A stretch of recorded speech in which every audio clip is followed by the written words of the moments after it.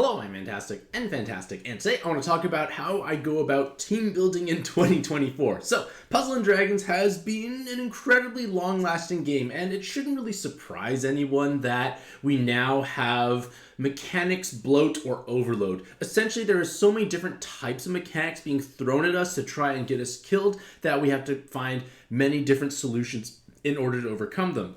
With that being said, we are also experiencing a massive decline in community-based resources, partially due to the fact that Gung-Ho likes to chop them down and remove them. So we have now started really just entering kind of hard or endgame style dungeons blind, so to speak. And entering blind is kind of a far cry from what like Puzzles and Dragons should be, because I remember when I was playing long ago that Pad X was kind of like our savior in the sense that it had dungeon information, so you could build your team composition around that dungeon's mechanics specifically. Obviously, there wasn't as many mechanics back in the day, so to speak, so there wasn't as much like finessing, so to speak, because now you have to bring so many different kinds of counters and basically the kitchen sink in order to have a chance to clear content. Now, that being said, most of my attempts at clearing hard content nowadays are the results of entering in blind. So what I try and do is build teams that are kind of somewhat generic in the sense that they have counters to the most notable or common or dangerous / lethal mechanics possible. This is actually what I do for my mom. When she wants to play pad, which is every day, I basically build her a bunch of different teams that are able to hopefully counter as many different things as possible, and then she can go play and she ends up beating quite a few things, and then she's all happy. So I want to share with you, lovely ladies and gentlemen, my thought process behind what I do for building teams. And if you do find me entertaining in that regards, you may check out my Twitch channel in order to see me do it in a live setting. So what do I like to prioritize? So, because it's difficult to bring every single possible counter to every single possible mechanic, along with the fact that certain combinations of mechanics back to back can result in possibly unfair situations, you can't plan for it all, unfortunately. So, what I try and do is prioritize what is most important first, and then try and squeeze in everything else afterwards. So, what are things that you must bring? You must bring enough effective skill boosts to transform your team as needed. Most things need to transform in some way, shape, or form, so bring enough effective skill boosts, whether it's through actual skill boosts, haste, delay, or big damage reduction shields. You need to have consistent leader skill activation, and this is almost always solved via system-style teams, where you have an active skill that generates your relevant orbs on a 2 or 3 turn cooldown. With a 2-turn cooldown, you only need 2 copies of a given card in order to close that system to have your orb generation needs fulfilled every single turn. 3-turn cooldown means a 3-turn system. Obviously 2 is better than 3 because you can squeeze in more mechanic counters as necessary. Because the reason why you need to have orb generation systems is because if you don't actually activate your leader skill every single turn, there's a strong chance you just simply die. To a certain extent, the game has also become one shot or be one-shotted. So remember, dead things don't fight back, so make sure you have your active skills necessary to create the orbs. You want to have Bind, Awoken Bind, and Unmatchable Solutions, or a Cleric. Basically, you're going to have one dedicated card whose whole role is to counteract these mechanics, because, again, if you are Awoken Skill Bind, you're probably going to die. If you can't match your specific orbs, you're going to die. Point is, you need a Cleric. You must bring one. Unless you know 100% certain that the dungeon doesn't need one, you can forego it, but almost every dungeon has it, and again, we're going under the assumption that this dungeon is blind. We don't have any information. You need to also bring damage and attribute absorption solution. There is no such thing as damage control anymore. There was once upon a time where we could kind of control damage, but now there is no way that you actually have a chance to actually control your damage. Furthermore, most things nowadays have either a 999 turn status problem where it's oh, I absorb your damage for 1,000 turns. Well, that's obviously not feasible to try and play through, so you must bring a solution. Or they have a certain finite timer of, say, 5 turns, and at the end of the 5 turns, you are executed. Point is, you must bring this. If you don't bring this, you're basically just asking to die, because there is no way for you to actually puzzle your way through damage and attribute absorption. You have to bring direct active skill solutions.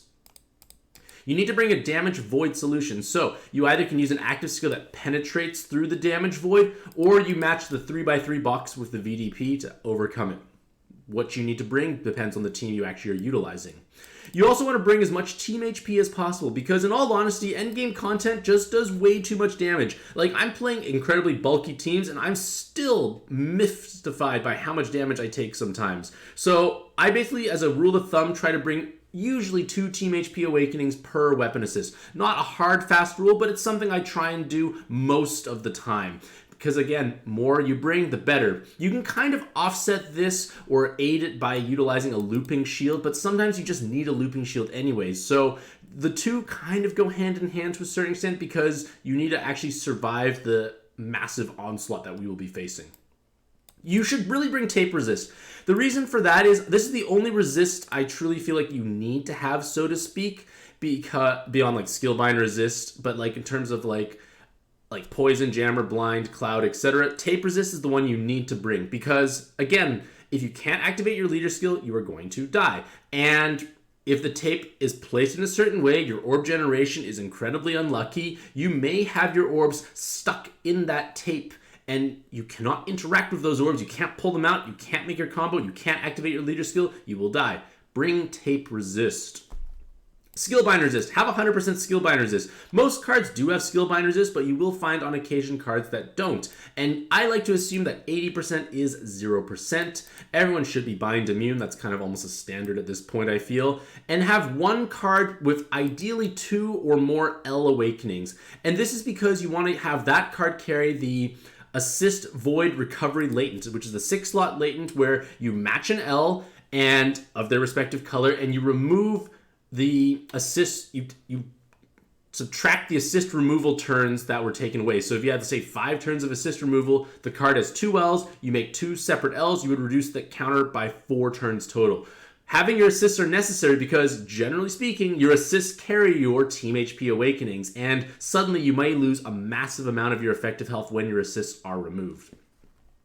Bring some orb enhances. In all honesty, bring as many as you can. The more, the merrier, so to speak. And this is because many encounters will now start featuring negative orbs, and if there are enough negative orbs, you end up dealing 0 damage, essentially, or healing 0, which can be catastrophic, because again, it's just problematic. So bring enough orb enhances. The more you can bring, the better. But again, you just want to make sure you obviously satisfy the other things above here. But if you have, say, like a weapon assist with multiple team HPs and orb enhance as well, that kind of like checks off those 2 boxes at the same time. You can definitely double dip to a certain extent with some weapon assists.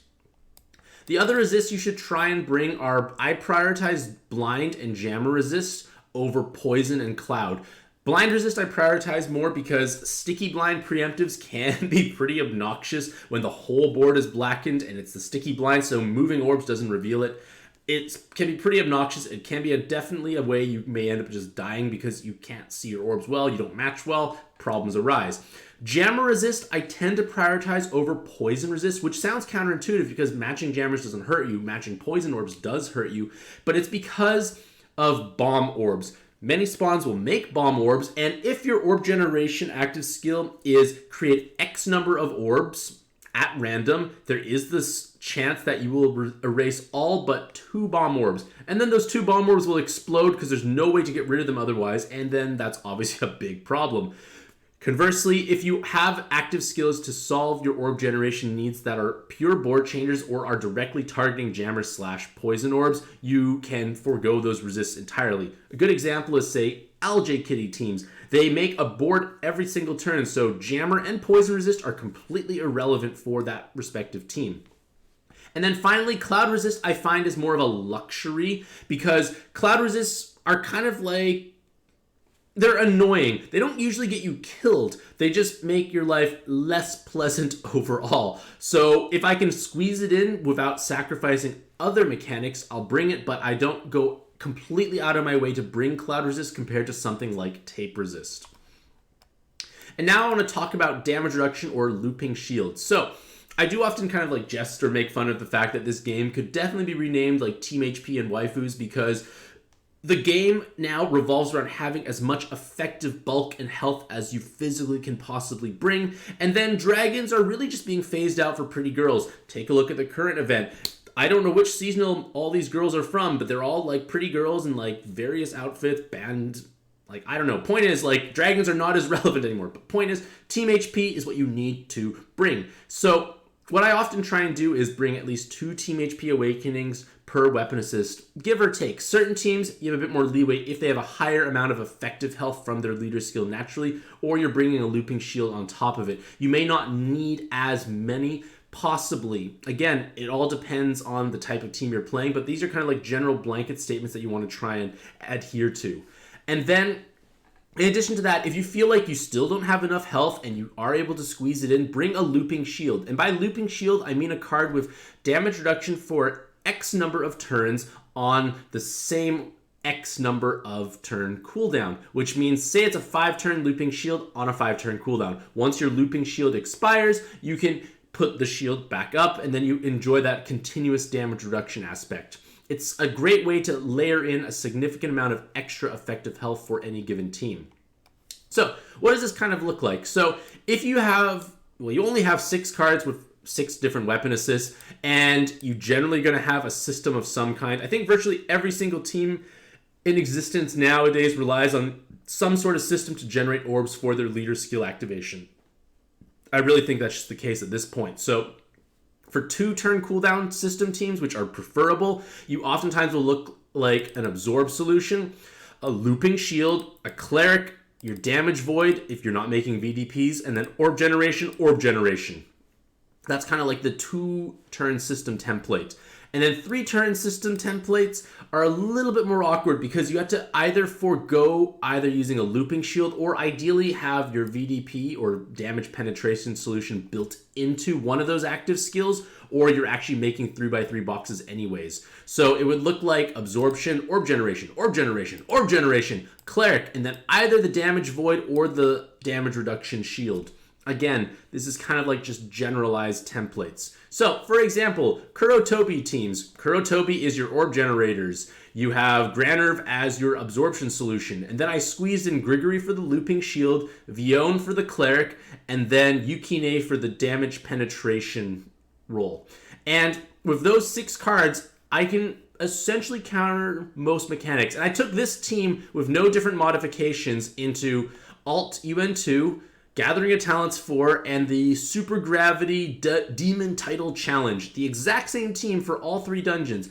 It's not necessarily super optimized for any given one, but due to the fact that I am able to bring all the resists basically possible, along with the correct active skills of Cleric, Damage Penetration, Looping Shield, Orb Generation, Absorption Cancellation, I am able to overcome these dungeons without, well, too much stress, so to speak. So this kind of logic can be applied to different teams. And if you feel like that would be something interesting and worth exploring, let me know in the comment section down below, and I'll try and maybe create a subsequent video kind of going through like different popular teams and like different cards you can plug into that team in order to like populate it to kind of tackle a broad range of dungeons. Ideally, you are able to customize your team to the specific dungeon, but that does require having dungeon information readily available, which it is not. So these overall generalized teams tend to be the solution that I'm running nowadays. So, in conclusion, Puzzle & Dragons team building is a bit of a nightmare in all honesty. It takes a tremendous amount of effort to have the knowledge to bring all the different mechanics necessary, know where these mechanics can be found, what types of assists that you want to bring. It just requires so much information and knowledge nowadays that it's not as friendly or approachable as it used to be. We no longer can pick up and play necessarily unless you can build a team like this. Of course, this team is arguably one of the best teams you can have possibly in the game at this point in time, so it does make sense that building a relatively generic Kurotobi Granerv team can clear the vast majority of content without too much modification. But point of the matter is, this game is now more about trial and lots of error, and then remedying specific unfortunate mechanics that happen back to back. Now, if that being said, what do you lovely ladies and gentlemen try and do when building teams when entering dungeons blind? Or there's certain things that you prioritize more than I do or less than I do? And again, if you feel like these types of videos would be beneficial to go through with, like, say, different leaders and just try and populating them with different kinds of cards, let me know if that's interesting. I'll try and do something in the future. Regardless of all that, hopefully all you lovely ladies and gentlemen out there have a truly fantastic day. I wish you best luck in your own pad adventures, and happy puzzling.